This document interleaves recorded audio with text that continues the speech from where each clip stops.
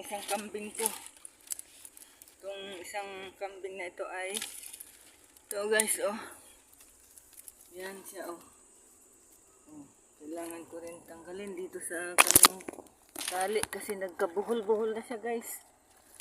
Nagbuhol na yung tali niya, oh. Ay nako, talaga. Ito, tingnan nyo. Buhol na yung pagkakatali ng aking alaga. Sige na kayo. Kung yun din ang aking suot na damit, hindi na siguro ulit-ulit ako ng damit.